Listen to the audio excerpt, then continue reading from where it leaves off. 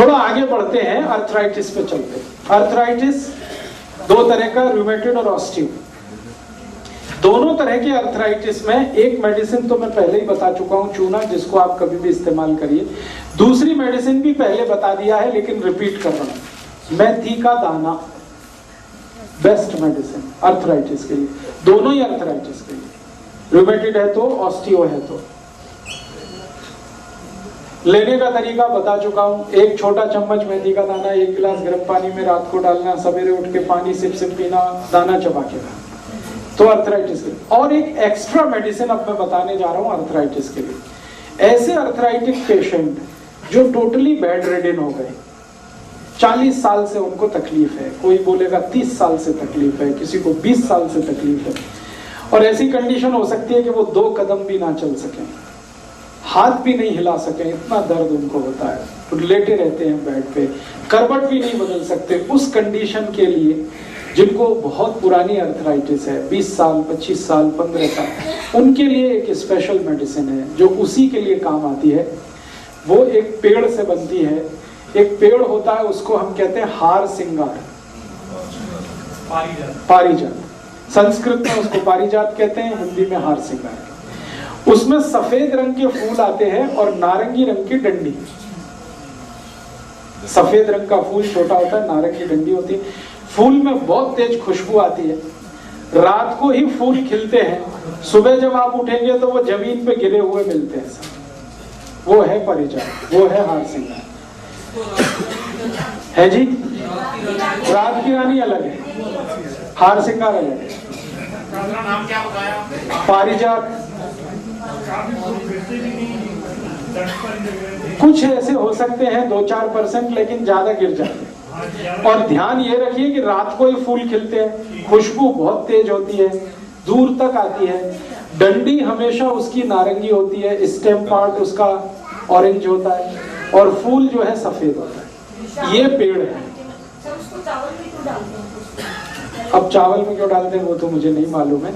आप इसके पत्ते लीजिए, ये पेड़ के पत्ते 6 से 7 पत्ते लेना है एक बार में, और उसको पीसना है। पत्ते को पत्थर पे पीस लीजिए, थोड़ा पानी डाल के। पिस गया तो 1 गिलास पानी में वो मिला के, पीसा हुआ चटनी मिला के उसको बॉईल करना है पानी को, और इतना बॉईल करना है कि पानी आधा हो जाए, काढ़ा बन गया। अब ये जो काढ़ा बन गया है, इसको ठंडा करके फिर पीना, और ये सवेरे ही पीना है। तो इसलिए रात को बना के रख दीजिए, सुबह उठकर इसको खाली पेट पी लीजिए और पिला दीजिए। जिनको भी पुराना जोड़ों का दर्द है, 10 साल हो गया, 20 साल हो गया, 15-25 साल हो गया, बहुत तकलीफ है, चल नहीं सकते हैं, बैठ नहीं सकते हैं, उठ नहीं सकते, ये उन सब के लिए अमृत की तरह से काम करता है। लगातार हाँ, वही है, 3 महीने लगातार दे दो, फिर ब्रेक कर देना, फिर और 3 महीने दे देना। मैंने इसमें देखा है कि ज्यादातर केस 1 से 1.5 महीने में ही ठीक हो जाते हैं। 3 महीने तक तो बहुत रेयर केस हैं जिनको लेना पड़ता है। आपको बहुत अच्छा। तो अब आप ये दूसरों को बताइए। अच्छा, इसको आप अर्थराइटिस में यूज करिए, जॉइंट्स पेन में यूज करिए। इसका और एक यूज है जो थोड़ी देर पहले बात आ रही है। अगर आपको डेंगू हो गया, अब डेंगू में बुखार आता है, उसके बाद शरीर टूटता, बुरी तरह से दर्द होता है, बुखार कई बार चला जाता है लेकिन दर्द नहीं जाता, उसमें भी इसी को इस्तेमाल करिए। हाँ, इसी तरीके। बस इतना है कि डेंगू के केस में 15 से 20 दिन ही लेना पड़ेगा, अर्थराइटिस में 1.5-2 महीने तक लेना पड़ सकता है। नॉर्मल पी सकते हैं? नहीं, नॉर्मल नहीं, जो किसी ने कोई प्रॉब्लम नहीं है? नहीं, फिर नहीं, ना। अगर हाथ में दर्द नहीं होता, कटकट आवाज आती है, ये तो चूने से ही ठीक हो जाएगा, वहां तक जाने की जरूरत है। नीज में भी आवाज आती है ना जब। हाँ, तो ये तो चूने से ही ठीक हो जाएगा। जिनकी वैसे ही टांगे दुखी हो, लाइक पेटियों का दर्द, सिर्फ चूना। तो इसको फिर रिपीट कर देता हूँ। हार सिंगार का पेड़ है, उसको पहचानना है कि सफेद फूल छोटे, नारंगी डंडी, फूल की खुशबू बहुत है, रात को फूल खिलते हैं, सवेरे जमीन पे गिरे हुए मिलते हैं। इसके पत्ते को भी पहचानना बहुत आसान है। इसके पत्ते को आप छुएंगे तो कांटे जैसे चुभते, नहीं मिलेगा, कोई नहीं रखता। ये तो जहां पेड़ लगा है वहीं मिलेगा। तो आप इसको घर में लगा लो। ये जो नर्सरी वाले लोग हैं ना, उनसे पौधा लिया और 2-4-5 रुपए का पौधा मिलता है, बिना पानी के होने वाला पौधा है, बहुत तेजी से बढ़ता है, 6 महीने में ही पूरा पेड़ हो जाता है लगाते। इसलिए लगाना बहुत आसान है, किसी भी मिट्टी में हो जाता है, कहीं भी हो जाता है, इसलिए लगाने में प्रॉब्लम। तो लगा लो, नहीं तो ढूंढ लो, पटियाला में कहीं ना कहीं तो मिल जाए।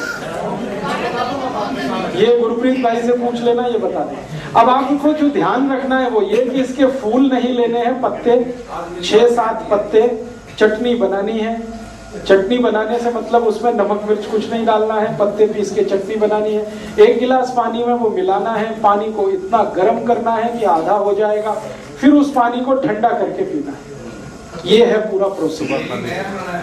हर दिन नया बनाना, हर दिन नया बनाना, हर दिन नया। रात को बना के रख देना, सवेरे उठ के पी लेना, दोबारा गर्म नहीं करना।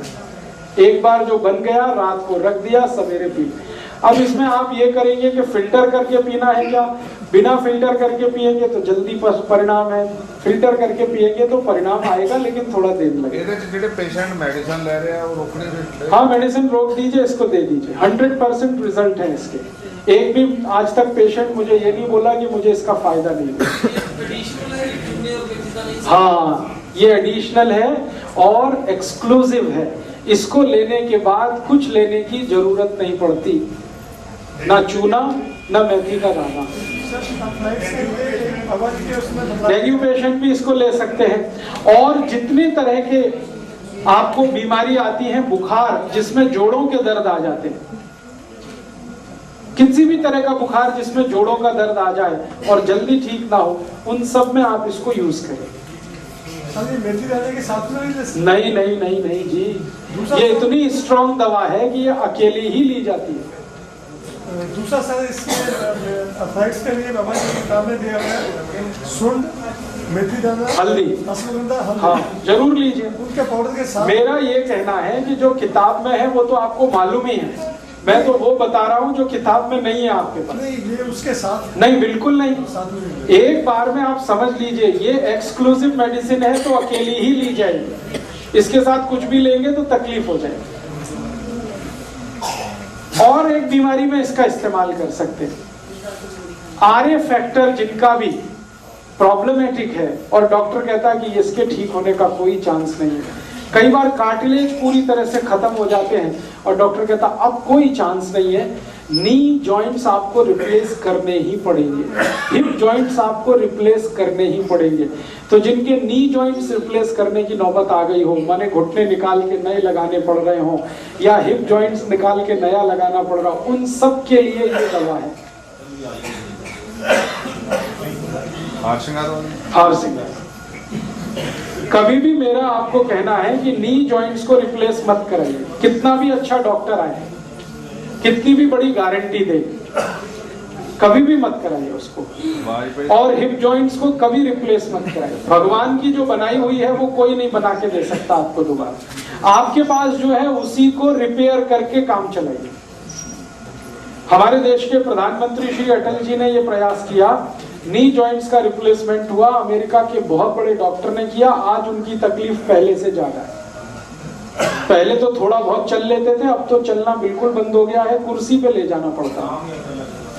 अब आप सोचो, जब प्रधानमंत्री के साथ ये हो सकता है तो आप तो कॉमन पीपल हैं।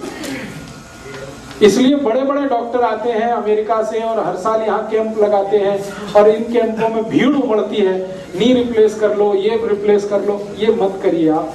भगवान ने जो दे दिया है उस पर भरोसा रखिए, उसको रिपेयर कर लीजिए। पैसे का घमंड कभी मत करिए कि मेरे पास पैसा है तो मैं क्यों नहीं कर सकता। पैसे से दुनिया में सब नहीं होता, जो हो जाता तब तो ये दुनिया ही दूसरी तरह की। उनको मालूम था लेकिन उनके सहयोगियों ने चलने नहीं दी। वो चाहते नहीं थे कि ऑपरेशन हो। लेकिन उनके आसपास के लोग थे, उन्होंने कहा अरे अगर अमेरिका का डॉक्टर है, इतना अच्छा है, वैसा है तैसा। सबके दिमाग में तो भूत घुसा हुआ है ना, अमेरिका अमेरिका अमेरिका, सारी दुनिया में हर चीज अमेरिका की ही अच्छी है। अब वो अमेरिका खुद भिखारी है सारी दुनिया के सामने। तो ये दिमाग का फितूर हटाइए आप कि अमेरिका से कोई डॉक्टर आ गया, उसके पास 8-10 बड़ी डिग्रियां हैं तो बहुत बड़ा ज्ञानी हो जाएगा।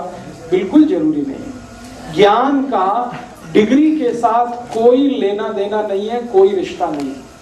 हो सकता है किसी के पास बिल्कुल डिग्री ना हो, आपके गांव का साधारण वैद्य हो, वो कैंसर मिटा दे आपका, और हो सकता है बड़ा डिग्री वाला आपकी जान निकाल दे। इसलिए नॉलेज को सम्मान करिए, डिग्रियों के पीछे मत भागिए। इतना पागलपन हम में आ गया है कि थोड़ा सा ऐसी डिग्री जो हमें भी नहीं समझती, FRCH MDH, आपको खुद कुछ नहीं मालूम है कि इसका मतलब क्या होता है, आप लगे हैं उसके पीछे के तो बड़ा डॉक्टर है, फीस भी ज्यादा लेता है, दवाएं भी बहुत लिखता है। ये चक्कर छोड़िए, क्योंकि सिंपल मेडिसिन हमारे आसपास में जो उपलब्ध हैं वो इतनी इफेक्टिव हैं जो कोई दूसरी कॉम्प्लिकेटेड मेडिसिन नहीं काम